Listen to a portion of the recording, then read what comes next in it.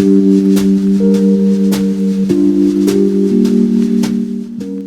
folks, welcome back to the channel. Today I want to discuss writer's block. So I have a little bit of a different take on this than a lot of people do. I won't invalidate writer's block and say that it doesn't exist, because I do think that, like many things, these things do exist for some people. But I also do feel that they are able to be overcome if you're willing to put in the work. And when I say put in the work on this, what I mean is working to refill that part of yourself that feeds your creativity. So when I talk about overcoming writer's block, I'm talking about overcoming a mental/emotional state. I'm not a psychiatrist or a psychologist or any of those ists. I'm just a writer. But I have been in a situation a few times where I have felt like just I got nothing. And I felt that anything I did try to write was just utter crap. So I know that feeling. I really do.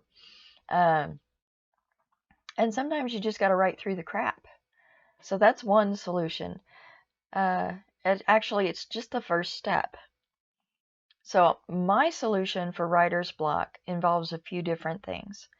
Like, it's not just a one and done kind of thing.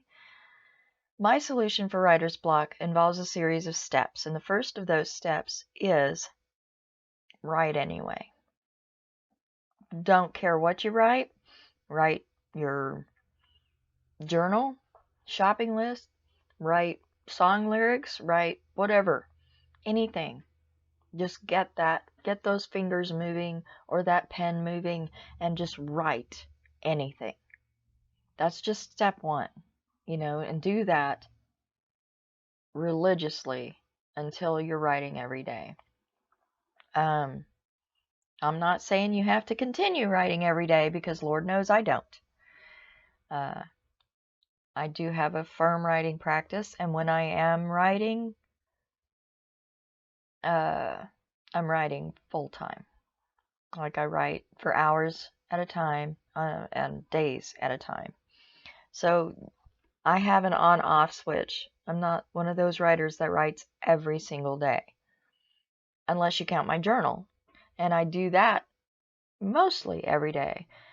Hasn't happened for the last couple of months, but I have gotten better about journaling every day, because that's part of step two. Step two is a step that I found in a book by Julia Cameron, and I'll share that with you in the description below. It's called Morning Pages. And a lot of writers and creative professionals use this method to kind of declutter their brain from all the stuff that they have to deal with every day, all day, on a daily basis, to just clear out all the things that are distracting you from the writing that you really want to do. So every day for at least 12 weeks, Julia Cameron has her students do this Morning Pages routine. And hers is 3 pages longhand every day. I found that to be a little too cumbersome to maintain. So for me, instead of writing longhand, I did my journal on the computer. I didn't set a page count for myself, but I did try to get everything out. And sometimes that took half a page, and sometimes it took 5 or 6 pages. My method is to just do it every day. Do it on whatever medium is most comfortable for you, and do it until you feel like you've gotten it all out. It's going to be hard at first. When you first start, you may have to force it. You may have to think of things. It might take longer the first day or 2 or 3. But once you get used to the process of journaling, it really helps a lot to get all of that junk out of your brain and onto any other medium, but just get it out. So that for me was the second step. The third step is to get out there and find what inspires you. Okay, and that can be anything from just a change of scenery. For some people, it can be getting out in nature. For some people, for me, a lot of times just getting out in nature, getting out in my yard, in my garden, going and dealing with the chickens. Sometimes for some people, it's the city, it's it's nightlife, or it's taking in a museum or culture of some kind, the symphony, the ballet, theater, whatever. So for some people, it's that. Whatever your thing is, and if you don't know what your thing is, explore. That is the biggest piece of advice I can give somebody who's dealing with writer's block, is to explore. Go out there and find what drives you, what inspires you to create. We got over write anyway. We've gone over journal. Get those morning pages out, or whatever technique you do.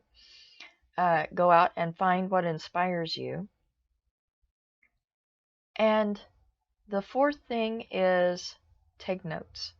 And this can be anything from taking a little pad with you to taking pictures of stuff on your phone. Anything that you can do to bring that back with you to your creative space. And this is not just for writers, it's for creatives of all stripes, because we all need inspiration. And in the words of Jack London, you can't sit and wait for inspiration to come to you. You have to go out after it with a club. So that's a bad quote. That's a misquote. Anyway, go after it. Chase those muses down and bring them back home with you. That's what this whole channel is about, is how to chase the muses.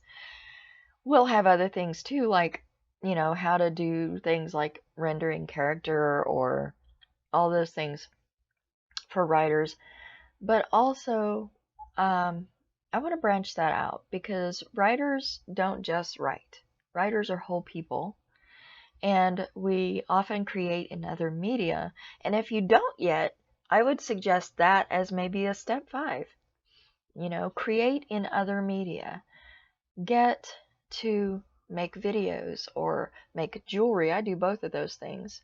Garden, cook, whatever it is that gets you creative in another way can help you overcome that feeling of being stuck with writing. So if you can't write for whatever reason, or you don't feel that you can be creative with your writing right now, maybe you can be creative in another way, and maybe that will get those juices flowing, so to speak.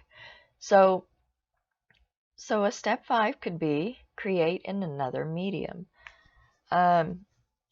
I would like to put together a collection of things that people can do to overcome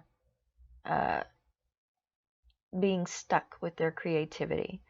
And I would like to come up with 365 ways to refill your creative reservoir. Now, I have some, but I would like to hear from you.